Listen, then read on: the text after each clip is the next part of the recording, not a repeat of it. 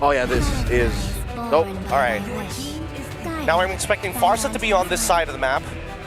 Farsa, what do I pair it with? Is there anything that I need to be worried about? Is there a prio jungle like a Yi Sun Shin? You want to take that away from Carl, but then it's like, there are other picks like the lands. I think it's fine because your side lanes haven't been predetermined. If you show the Yi Sun Shin, you're only going to be able to reveal one other lane, but not exactly which of the side laners. And I think from Aurora's POV, getting the Farsa probably on red 3 makes the most sense. Yeah. So you're going for Sora, Yi Sun Shin. What's another good one? I think you have to kind of show your roamer here, do you not? So pick up the Cho early. It looks like they're going to pick up the Eve here. The Eve as well as the Sora. Interesting. Almost feels like they want to bait out TL to pick up that Yi Sun Shin, but I hope they have an answer. Huh. Yep, they can.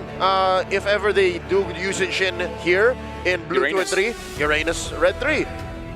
And then they don't have to stress it, because at least they know that it's a Yi Sun Shin in the jungle. They have time. Interesting. Interesting. So it might be a little bit slower, right? Because as much as Eve is one of the best mid laners that we have so far in the current metagame, not as much burst as I would like to have, especially when you're trying to deal with Jushin. Because at the end of the day, your front line will suffer. Oh, there we go. The Harley is going to come out to try and bait out those spells. I love the fact that from the side of TL that they are going to go with Claude, but they're pairing it up specifically with the Raging Sandstorm to deal with the RWM and to make sure, hey, Jushin is just slow at clearing waves. Kali can support you in doing that without having to be so far forward. And this is why we brought up the question. They should have probably picked up TNZ's hero early because, again, they gotta say it as it is. TNZ and Rosa, if they're having a good game, everyone else will have a good game. We saw Lunar having a good game, but not really able to impact that much. Not to say that he couldn't. It really just about these two members, Rosa as well as TNZ, they're critical in their victories. So this is Aurora reclaiming their mid-trio's confidence and power.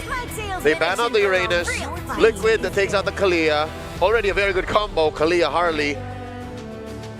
They're attacking the roamers. I wonder if Aurora will go for, you know, something simple like a high loss, because we even saw SRG yesterday, even going up against a Claude, as long as you just keep on moving forward, slow everyone down, yeah, it's kind of okay. So it's ban high loss or ban Gatot. Yes. Yeah. Both will be maybe even consider a Cho. I don't see the problem with a Cho right now, because both Claude as well as Jushin are pretty comfortable picking up the Purify. So yeah, probably just Hylos Regato is your safest bet. I think one or the other. I think we still need to keep, you know, things like Cho in play. Oh, the Akai ban for the side of Aurora. Kind of interesting that they want to get rid of that, knowing that a majority of their personnel so far can either dash in or out or have anti-CC. Oh, Freya, yeah. Forgot about the Freya here. Good bans for the side of Coach RC. Yeah, but again, Sora can be put into the gold lane, and then you just wait to see what Sanford is going to pick up, and then you just try to counter it. Esme is still open. Maybe they can take that away just to make sure the Eve is relatively safe. What else? Oh, man.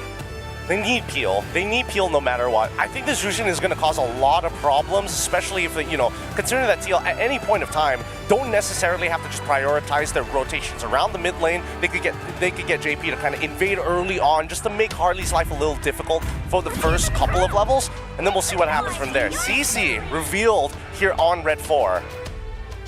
Not entirely sure about this one. What do you feel about this pick, Leo? The CC doesn't reveal anything, but at least they're just hunkering down for the possible Valentina EXP lane. Yeah. So they're fine with that. But what does Carl TZ pick up? No Fred, no Boxia, no Akai. They dug in deep that far. Barats. Could you Lance? We were floating the Barats last night. I think it's a little too ridiculous. I don't think he's in meta like that. Yeah, I don't think he's in meta like that as well. Man, I'm really surprised that they went for the CC here. To me, it doesn't make sense, because now you basically don't scale at all. This Arlet comes for free. You can basically punish all the melee heroes. Hayabusa for the side of TL, interesting. I would have imagined that they would have gone for a different jungler, but I guess this works. I get it. Again, the last good utility is Barats. You just totally dodge it and play to try and kill that Harley, try and find that Eve when she's done with the RWM. The Lance is just going to find it really hard, might even die to a deadly magics. I almost want to see a Minotaur here. Just make it so that TL fight and then you just fight back. Like counter engage instead of super engaging. Maybe hope the Harley can bait a few things out. I don't know, the final flash is different. This is interesting. I mean, here's the thing. I play Kaja, and this matchup where you think you can get the Claude, but if the Claude already is channeling the Blazing Duet, you will still go through, and now with the Fighter Emblem and everything, you'll just be like, wait, that's not very smart of me. What am I doing with this full health Claude? Yeah, And who's the worst? Just Harley, you know? it's really just for the Harley. And we're looking at the counter index. Aurora apparently is in the negatives at 1.3, which is on the higher side considering the majority of the matches we've seen so far is 0.05. You know what? In all fairness, this is better than the Kalia situation earlier, because at least there's a combo. There's one combo. Is that enough to take us to Game 5? That's the question. Well, gentlemen, I honestly do like Kaja. I don't know with this context, though. And with that, we're throwing it over to our casters with another interesting draft. 5 seconds. Ladies and gentlemen, this could be the end of the line for Aurora Gaming. Everything in this game to equalize 2-2 and take us to game number 5. So they had to pull in all of the stops. They had to go for the risky plays and now the risky drafts. Yeah, literally pull in opponents because they went in for the Kaja, which I whip. It is, but yeah, I do agree. I kind of miss seeing it too, but in this scenario, I might be a bit more iffy towards it because there are just so many people who could stand in front of you and by the time you use your Divine Judgment, can still get away safely. That's the Arlot, that's the Khalid. It's a quick stand guard and the Vengeance. I think we really got to keep our eyes on TNZ this match. I know that all of these picks look crazy, but for Aurora Gaming, they want to look for early game pickoffs. That's what they've always done. Once Pago hits level 4, it might not be as defensive, like trying to catch Kaltizi when it comes in or trying to catch Oheb. It might be a much more aggressive Kaja here, looking to bring people back and keep our eyes on TNZ in those off lanes, looking for quick ganks. Yeah. I love the fact that Pago always goes, pull yourselves together, dude. He's so confident in himself. He's so confident he'll be able to go for those pickoffs. Yeah.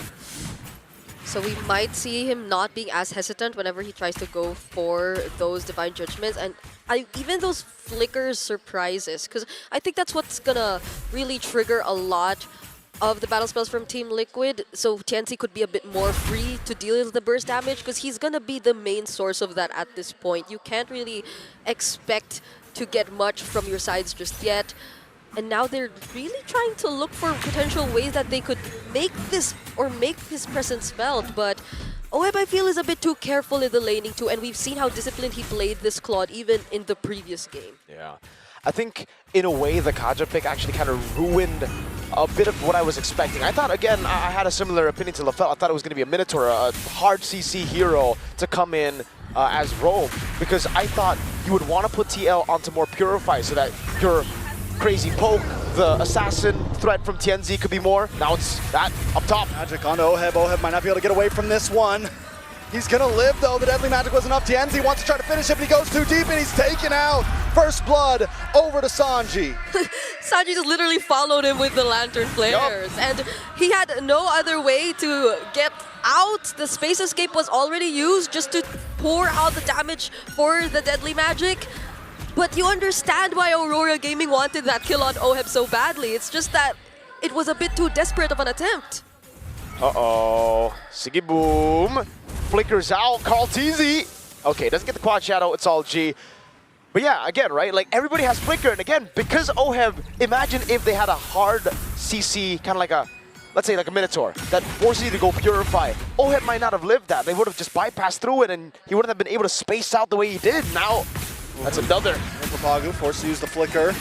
He's gonna lock on to JP. TNZ comes in. Deadly Magic as well, but still just not enough damage from Aurora Gaming. RWM does come down from Rosa. No final shot on the JP. Team Liquid gets away clean. It was just countered by the quick sand guard, and we did allude to this idea earlier on, but it's not an aggressive Kaja we're seeing from Pagu just yet. It's a more reactive, just taking whatever is available for the team Kaja. And when you have a Kaja, you need an insta-kill button. You need something to be like, all right, instantly now Oheb again up top. I don't think they're going to try to dive this, so Oheb should still be fine, yeah. But they don't have that. So, again, like, earlier the panel were concerned about, hey, what? Oh my god, what a steal there. But what are they going to do with this full HP Claude? What are they going to do with everybody. Like, they get Khalid is like, guys, Yeah.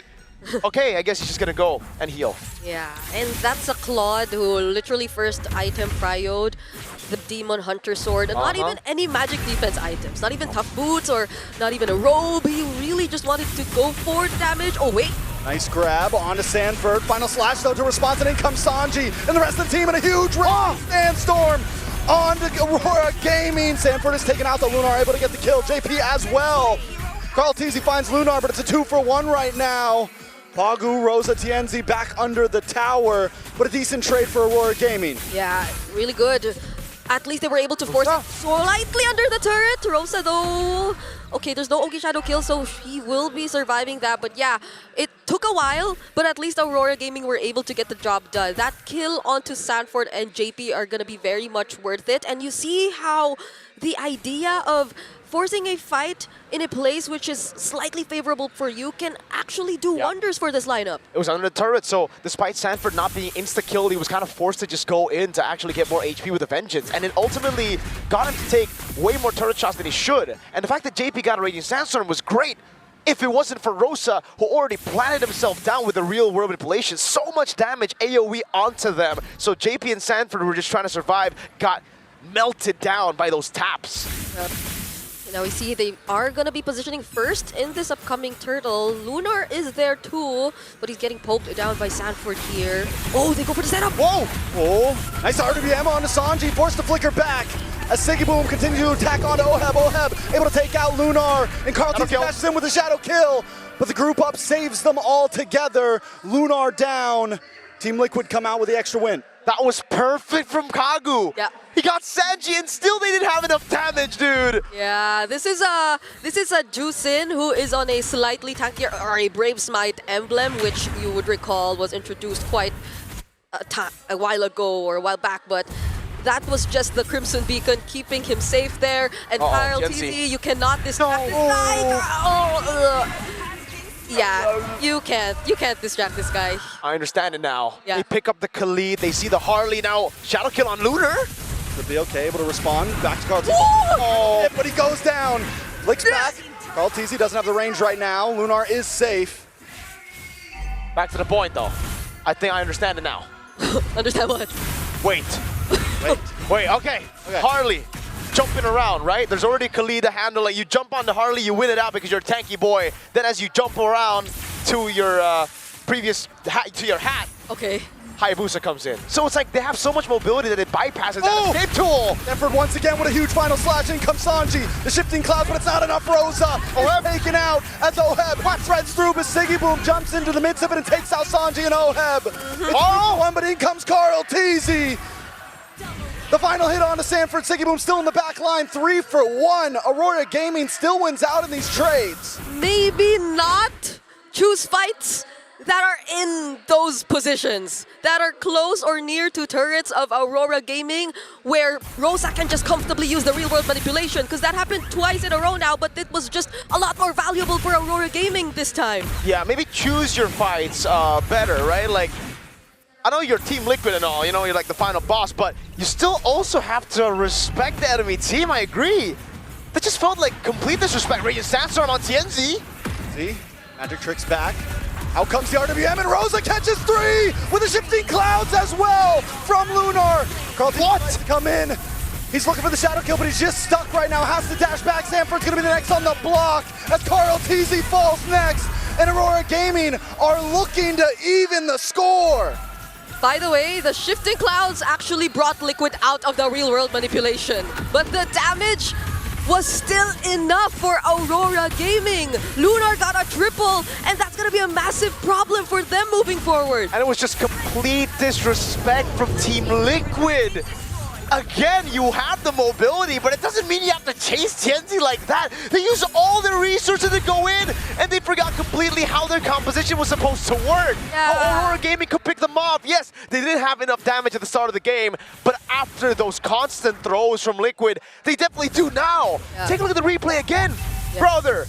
Harley, Tienzi broke all of their ankles, and yes, they did get taken out of the RWM, but by that point, they were already so low. They were all already tapped down by Rosa. Yeah, maybe leave the job to Carl TZ to finish things off. You could just do as much as you want to bait out skills from Aurora Gaming, because essentially because of your mobility, that's what you could really specialize on. You have so many ways to just bait resources and skills out of Aurora, specifically that space escape from Tianzi, if we're just really talking about shutting down the jungler of Aurora Gaming. But the way things are going are just really not looking good for Liquid, and the gold lead has already shifted over to Aurora. With the gold lead, it's going to be very, very scary. Like Aurora Gaming's composition, this is the lineup that we were talking about. It is very risky. We didn't get to see a lot of it in the early game just because they lack that damage, but when they have the snowball, all of those little like weaknesses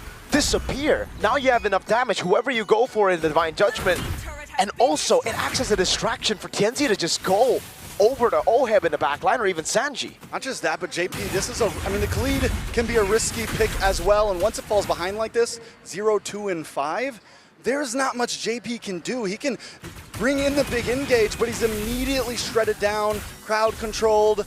There's not a whole lot of engage left. Now it really comes down onto Sanford to look for a big final slash or something of that nature. Team Liquid definitely needs to play all of this defensively. I'm surprised the Divine Judgment didn't come through there. I thought they were just going to be like, all right, JP is walking over to us, let's go. G Yeah, for an angle, decides not to do it. they want to deny this purple buff really badly. gets it. Okay, at least he gets Boy, Tianzi! Oh, thank goodness But he had the they bait hat. out the Raging Sandstorm as well. No, it's fine. Cooldown's very low there, right? So it's like, it's still a Sky Piercer for Carl. Did not notice. Let's take a look at the items. Yeah, he's still slightly behind of Tianzi though, if it's just that. A bit of catching up to do here for majority of the members, but I think it's more emphasized on the EXP lane matchup. It's also mainly because of the triple kill, I guess, that Lunar did get earlier on in the top lane.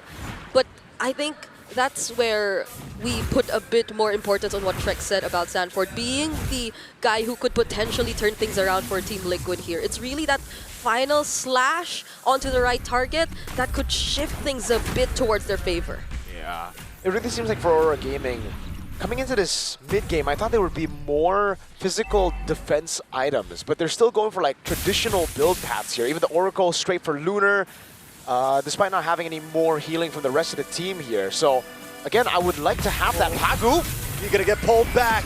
It's gonna be enough to take him out. The final deadly match to come. Wow. And a beautiful RWM to keep TL at bay. They claim JP for their own. That's a ZRWM, a zoning real-world manipulation. So well played, but now two big ultimates are down, and Team Liquid might want to pounce. LTZ still holding the backside. Are they gonna make an angle? Okay. They might just be Lunar! for that. Oh. Beautiful shifting clouds. Carl TZ's gone as Sigiboo jumps into the backside. A blazing duet from Oheb, but it is defensive. Pagu's looking for the next target, and Sanji's off the map as well. Sanford, one of the last two members standing, will not stand a chance. Aurora Gaming are taking this possibly. Yeah, it's not gonna come from Pagu. The second re-engage wasn't gonna come from Pagu. It's gonna come from the other members. Can be Lunar, can be Sigiboom. In that instance, definitely was Lunar. So Team Liquid, even despite the lack of real-world manipulation, couldn't really feel confident enough to look for the engage. Now they lose a base turret, and the Lord is in the hands of Aurora Gaming. Oh my lord. And again, you see it. We were talking about it, right? What is the Khalid gonna do when you're 0-3, when you're behind? Dude, he got melted. Pagu was just like, all right, I understand. Earlier, he really should have just gone for the Divine Judgment, but he played it safe. Then they realized, wait, we can actually just burst this guy like he's nothing.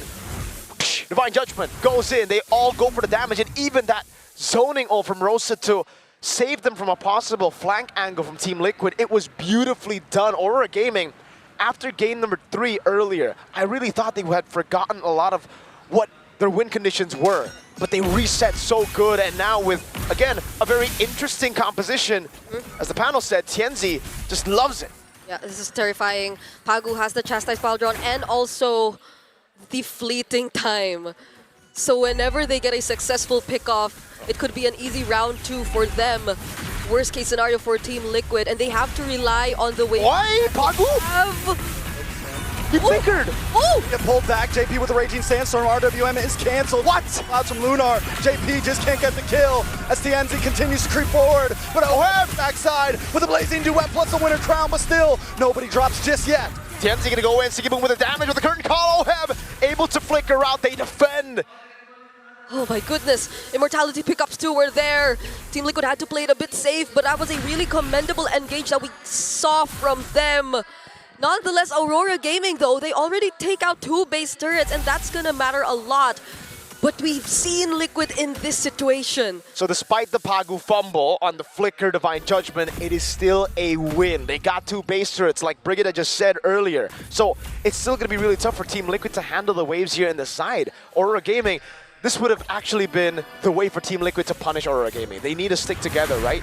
Now, Team Liquid, how do they handle the waves in the bottom lane while Aurora Gaming constantly look for those pickoffs? Because if TL go and split their members apart, Aurora are just going to take either the 4v5 with a Flicker, now pull yourself together, already fully stacked for Pagu, very, very quick. Even though he messed up earlier, it's already going to be up for the next fight, right? So pickoffs will always be available, and Team Liquid will need vision, but none of their heroes can get them vision. Yeah, that's why JP has to be a bit more careful in scouting the brushes here.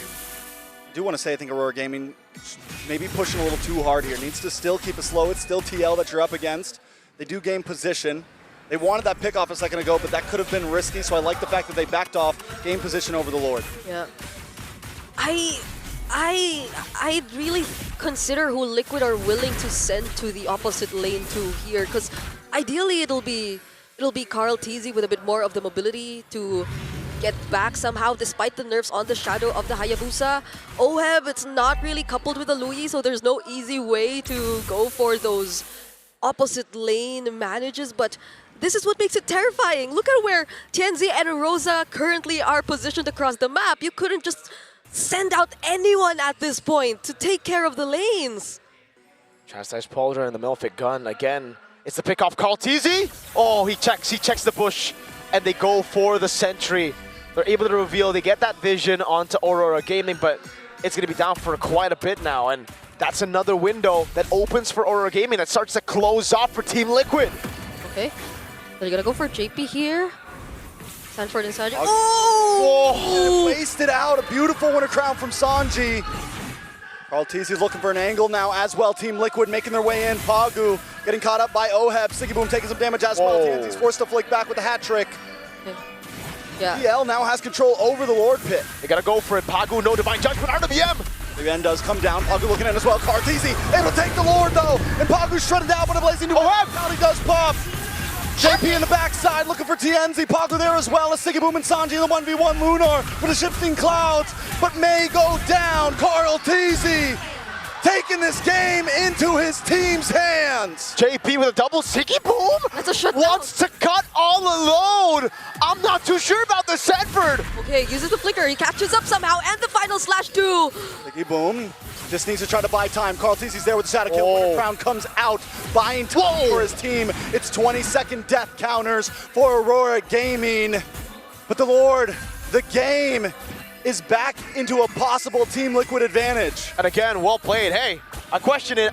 Forgive me, I was not familiar with your game, Siggy Boom. Amazing with a crown on the flicker. And now it delays Team Liquid from getting even more than they should have actually, right? 4,000 gold lead still. Pagu's gonna be up, Lunar's gonna be up. That really denied all of the full capitalization from Team Liquid. Now, Aurora can still breathe. They still have the advantage. Yes, Team Liquid, it's swinging back towards them, but they won't be able to crack a base turret open unless they get another good fight. Yeah, and at least Pagu knows now that he has to be a bit more careful in terms of his choices. Yep. He has to check who has ways to actually still survive, who has the Winter Crowns, who has the Immortalities, before he actually commits. Ooh, JP into the back. A nice final slash, but the RWM comes out. Lunar still standing. Sanford goes down first as Pagu jumps into the middle to keep Team Liquid zoned away. The Lord does crash into the base. JP, Oheb, the blazing duet in the backside. Oheb! He takes out Rosa. Carl Teasy. Siggy Boom down. Team Liquid break through the base, and it's nothing but Pagu and TNZ. Team Liquid Philippines. The cavalry rages on. And the charge of the cavalry continue in the lower brackets.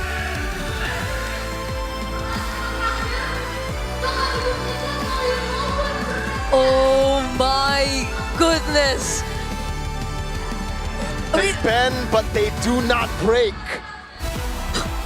We thought Aurora already had it. They were slowly finding the right targets. They were forcing the fights close to their turrets, and the real-world manipulations were always on point. And JP almost felt as if he couldn't do anything anymore. Really got to give props to Aurora Gaming Turkey though, because they performed out of their minds in game number 4. It ended up being 3-1. But really, it's all about those little things, the experience that comes to the play, and the clutch factor of Team Liquid. It's always kind of their thing, you know, like they will look weird sometimes because they always take that gamble. Whether they're winning, whether they're losing, that early game was definitely weird for Team Liquid, but they made up for it with all those mechanical plays, man. Sanji win a crown on the Divine Judgment, and then here, JP able to go in with Raging Sandstorm, baiting them to fight and just throwing hands. Oheb jumps into the back line here. Yeah. That's Win a crown. RLTZ. Yeah. Beautifully done by Team Liquid. Oh my lord, was that a beautiful performance from Team Liquid. And honestly, from Aurora Gaming Turkey as well, they did all they could. They pulled out all of the trump cards they had left. The Harley that was hidden, the combos, the risk. The lineup rating didn't believe in him, but for a second everybody did. Everybody who had their eyes on this match had a belief of like, Aurora, they could possibly take TL to game 5. They could possibly take down the Titans of MLBB in the lower brackets. But for now, we're gonna throw it back to the panel to dissect that beautiful game 4.